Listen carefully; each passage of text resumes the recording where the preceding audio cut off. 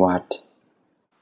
This is the Angry Ginger, and I'm here to tell you the most important things in 1.3.1 update. Here we go. To start it off, you can now set a single-player game to a LAN server. So if you have your friends, you can be all like, let's play a game. Also, for all you cheaters out there, there's now a cheat mode, which allows you to type in your normal multiplayer cheats, like changing the time of day and changing your game mode and spawning a billion villagers everywhere. It's pretty cool. Villager trading is another new addition.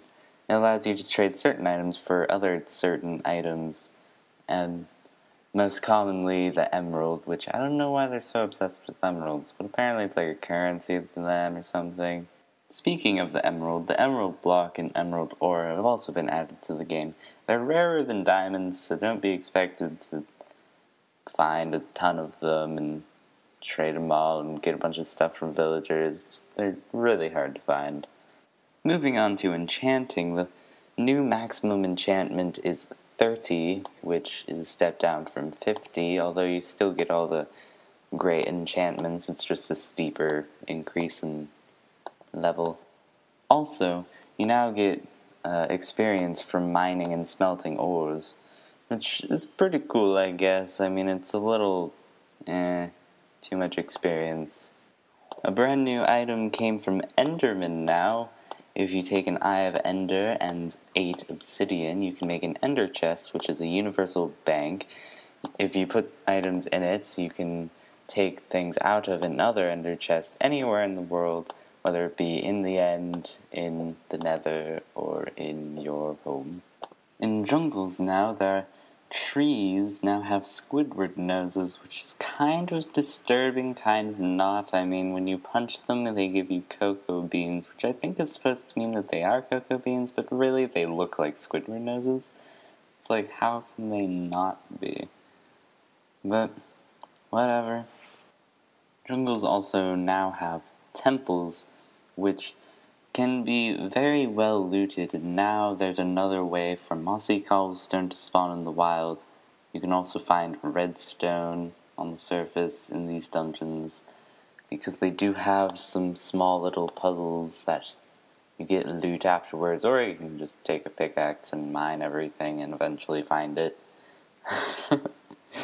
Yeah, and they do have a couple of traps that you can avoid, but there is loot in there. Temples also spawn in deserts, and from what I've seen, they have better loot, and they're way harder to find for me, but maybe that's just me, because I found a lot of jungle temples when I was running around, but yeah.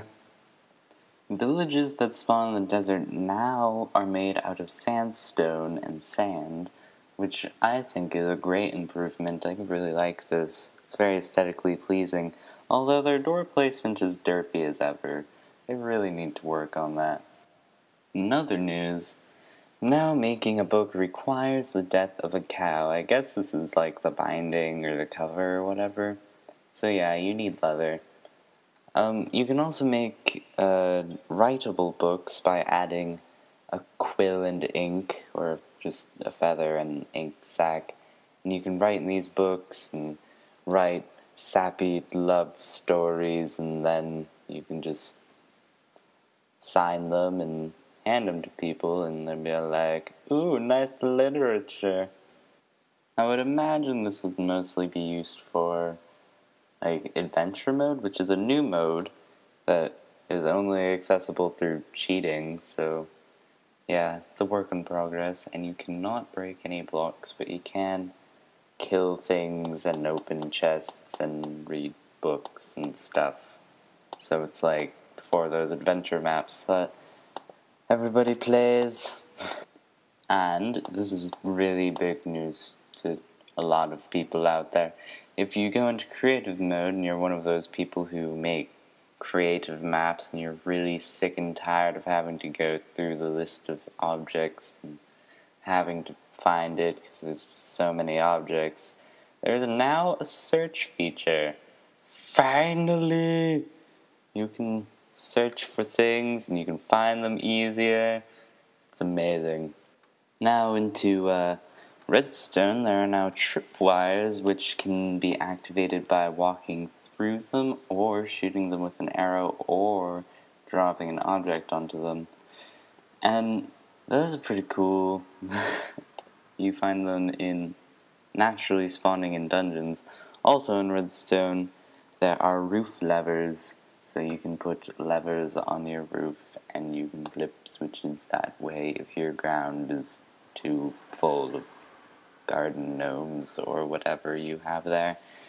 Stars are now smaller and brighter and amazinger and more pleasing to look at.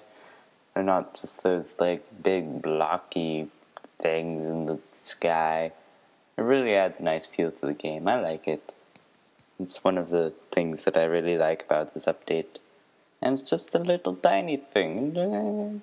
One huge addition to this large biomes is, before it was just like standard and then super flat. Well, now there's large biomes, which basically just increases the size of biomes. And these biomes can get pretty big.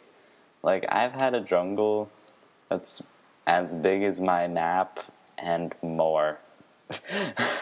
They're just really big biomes. It's pretty crazy. Although, with the large biomes, I did receive a lot of really weird glitches, especially with the seed that I didn't record, but I wrote it down. It's just weird.